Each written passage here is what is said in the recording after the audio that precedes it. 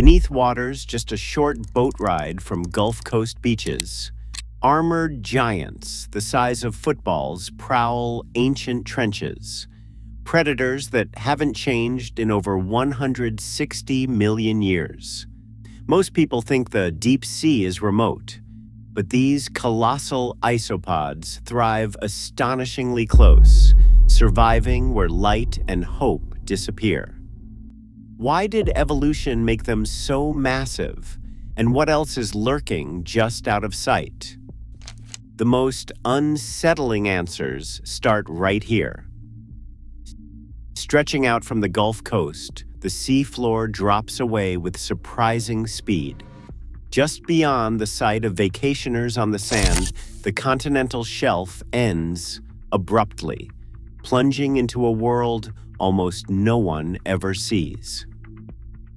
Bathymetric surveys reveal a maze of underwater canyons and steep slopes, including DeSoto Canyon, Mississippi Canyon, and the Sigsbee Abyssal Plain.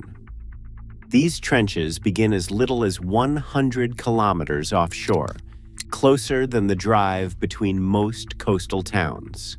In these zones, the ocean floor falls from a few dozen meters to over 2,000 meters, with slopes that vanish into blackness at depths ranging from 550 feet to more than 7,000 feet. The DeSoto Canyon, for example, carves a deep channel just off the Florida Panhandle, its rim sitting between 400 and 800 meters below the surface. The Mississippi Canyon starts at 300 meters, a submerged valley running beneath the shipping lanes and oil rigs off Louisiana. These are not distant, unreachable places. They lie directly beneath the same waters where fishing boats and tourist charters pass each day. The shelf edge, where the shallow sea suddenly becomes the deep, is often less than a 2-hour boat ride from the nearest beach. This submerged landscape is mapped in sharp color by sonar, but remains almost untouched by human presence. The drop-offs and mud plains form a hidden frontier, where pressure is measured in tons per square inch and sunlight cannot reach. Even the most advanced submersibles struggle to operate in these conditions for long. Yet it is here, in this unseen geography, that giant isopods thrive, creatures perfectly adapted to the darkness and crushing weight. The proximity of these ancient trenches to familiar shores is not just a curiosity. It is a reminder of how much remains unknown, just out of sight beneath the surface. The first time a giant isopod comes up in a trawl net, silence often falls on deck. There is a moment of disbelief as crew members stare at something that looks more like a relic from another era than a living animal.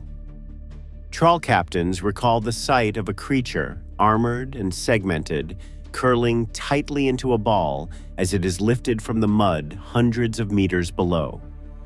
Its shell, pale and ridged, glistens under deck lights, legs tucked in, antennae twitching. No one speaks. Then someone inevitably asks, "Is it real?"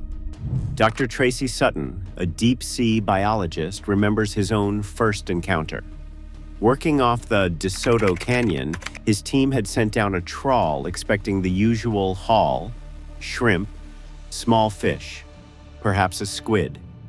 Instead, among the catch, a massive isopod sprawled across the mesh, nearly the size of a football.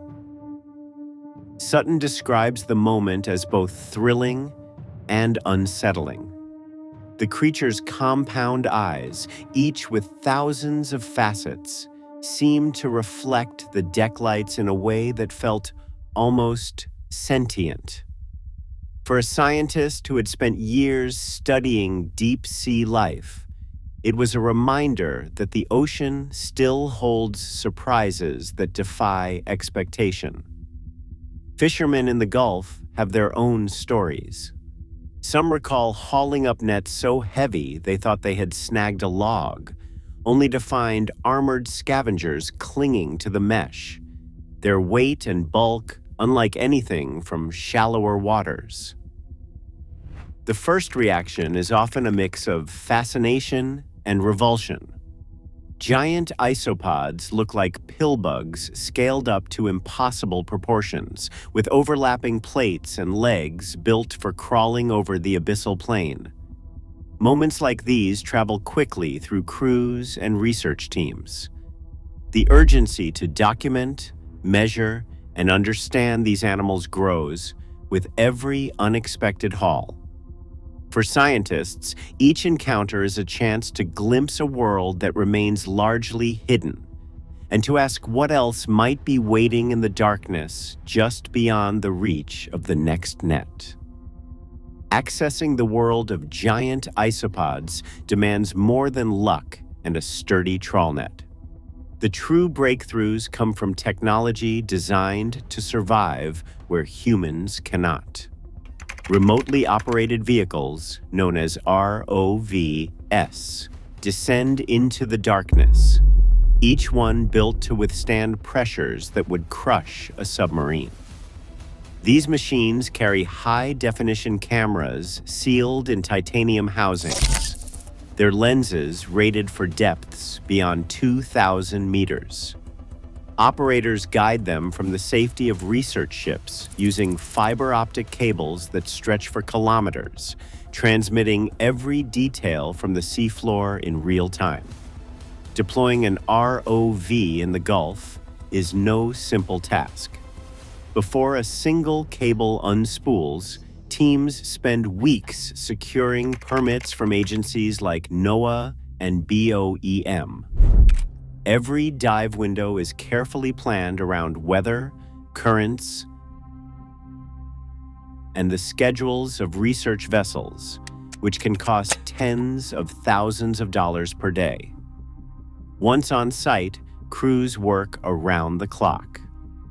A single ROV deployment might last 12 hours or more, with pilots monitoring the vehicle's every move, ready to respond to sudden changes in current or technical glitches.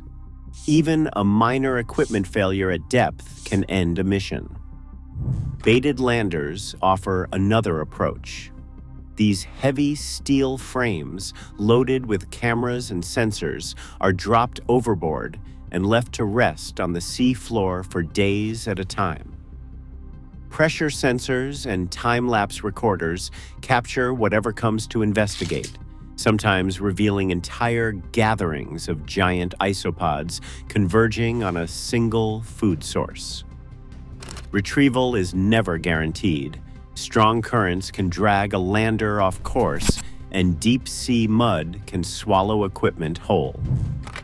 Dr. Tracy Sutton, NOAA's ROV program lead for the Gulf, describes these operations as a delicate balance of engineering and improvisation.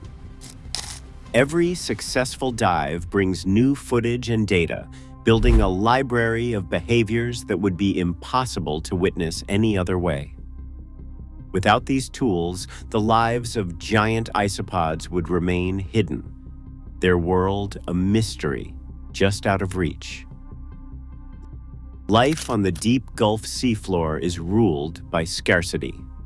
For giant isopods, survival depends on a strategy that seems almost impossible. Endure months, even years with nothing to eat, then gorge until movement itself becomes a struggle. In the perpetual darkness at depths of 600 to over 2,000 meters, food arrives in unpredictable bursts: a dead fish, a fallen squid, or the rarest prize of all, the massive body of a whale sinking from above. These events draw every scavenger for miles, but few are as efficient or as patient as Bathynomus giganteus. Scent is everything in the abyss. Giant isopods rely on antennae and thousands of chemoreceptors to detect faint chemical trails drifting through the water. Even a decaying shrimp miles away can trigger a slow migration across the mud. When a carcass lands, the isopods converge in numbers, sometimes dozens at a time, drawn by signals that cut through the cold and pressure.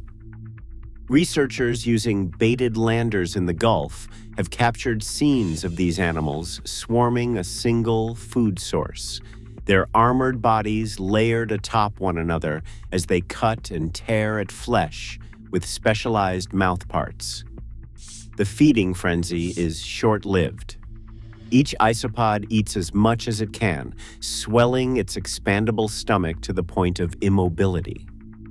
It is not uncommon for individuals to gorge so completely that they remain sluggish or nearly motionless for days afterward.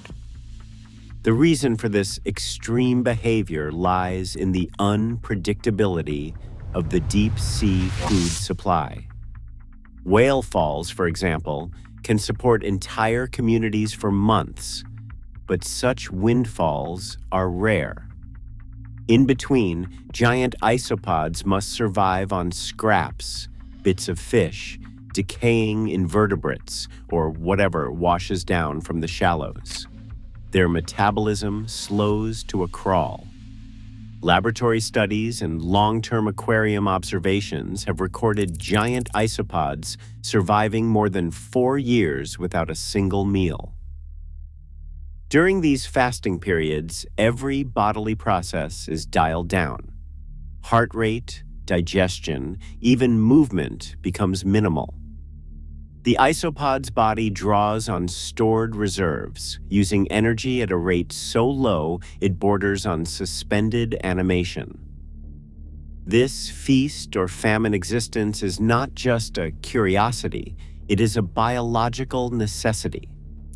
In the cold, high-pressure environment of the Gulf's slope and abyssal plains, energy conservation is the only way to outlast the long waits between meals. The ability to gorge, store, and then survive years without fresh food is a trait honed by natural selection. It is the reason these scavengers grow so large compared to their shallow water relatives, and why they play such a vital role in cleaning the sea floor. Whale falls in particular reveal the isopod's ecological importance. When a whale carcass descends, giant isopods are often among the first arrivals. Their powerful jaws break through tough skin and blubber, opening the feast for smaller scavengers and microbes that follow. In this way, they accelerate the recycling of nutrients in a world where nothing can be wasted. The ability to sense, find, and exploit these rare opportunities is what allows Bathynomus giganteus to persist in the Gulf's hidden trenches, thriving where almost nothing else can. Armor is the first and last line of defense for a giant isopod in the Gulf's deep trenches. Each segment of its exoskeleton fits together like overlapping plates, forming a shield that resists the pressure of the abyss and the jaws of would-be predators. When threatened, the isopod draws in its legs and antennae and curls itself into a near-perfect sphere, a move called conglobation.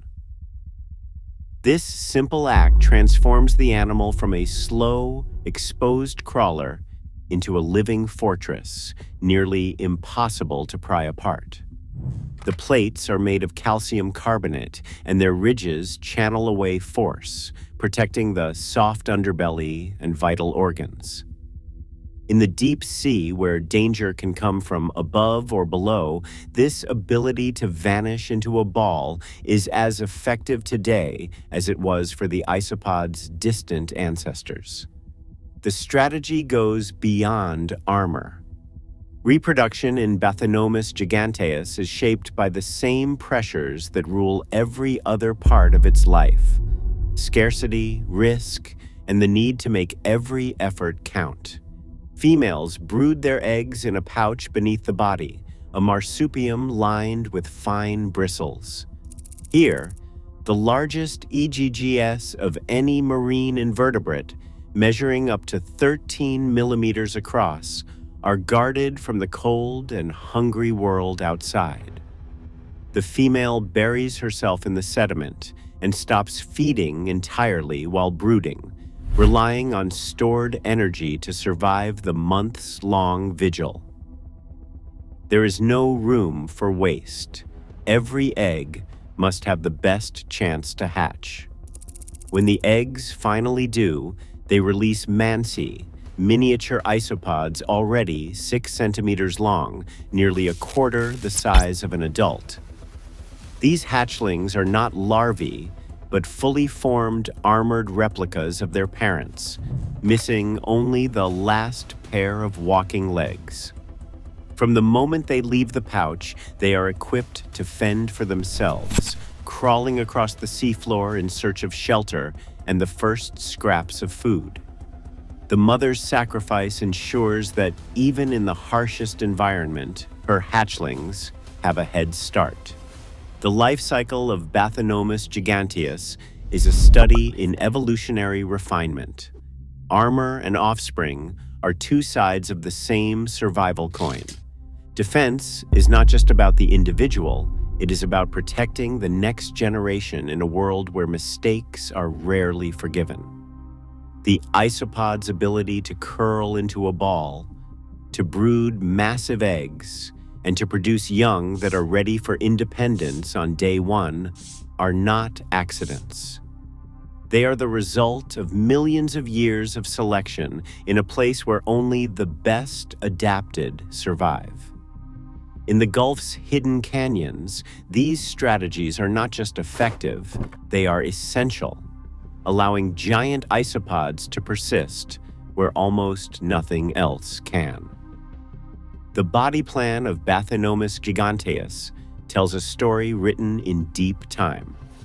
Its segmented armor, jointed legs, and curling defense are not recent inventions, but echoes of a design that has endured for millions of years in the world's most forbidding habitats.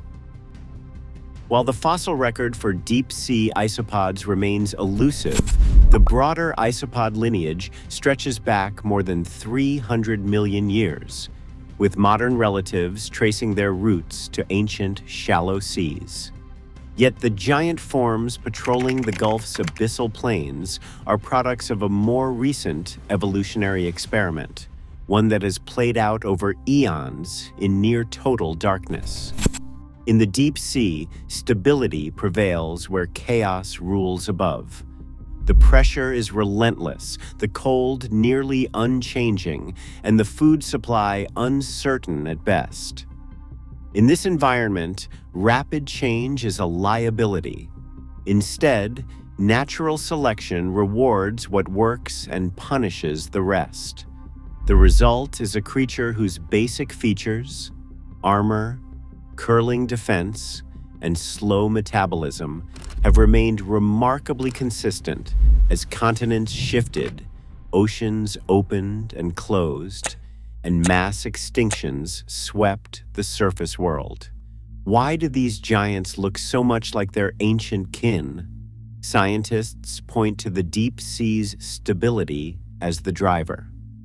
Unlike the shallows, where predation and competition force constant innovation, the abyss is a world of patience. Here, the same strategies that worked 100 million years ago still work today.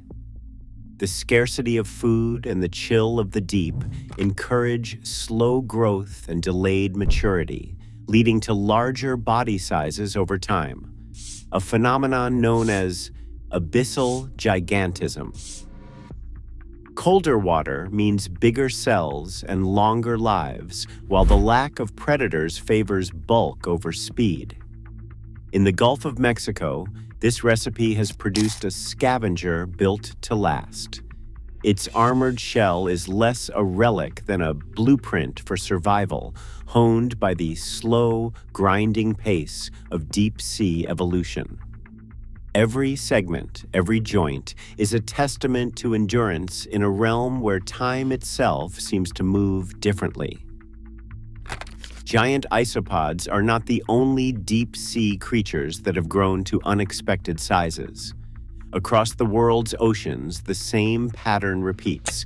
Colossal amphipods, Japanese spider crabs with legs as long as a car, and giant squids stretching over 20 feet.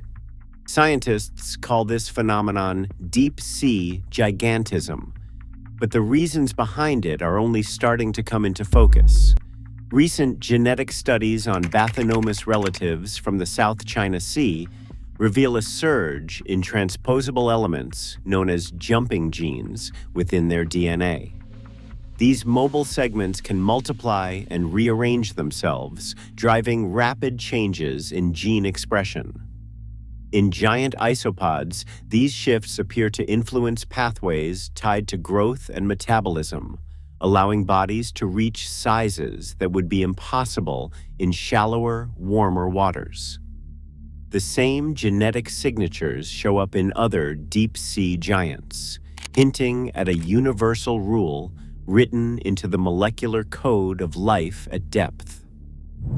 Growth genes, especially those controlling insulin and thyroid signaling, are expanded, while genes for fat breakdown and energy storage are tuned for endurance. The result is a set of biological tools built for survival in a world where food is scarce and the environment is unforgiving. Yet, despite these advances, the full story remains elusive. The genome of Bathynomus giganteus itself has yet to be sequenced.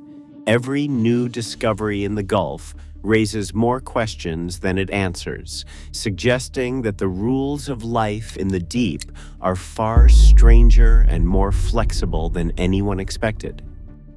For every giant isopod, there may be dozens of other species, equally bizarre, waiting in the darkness beyond the reach of current science.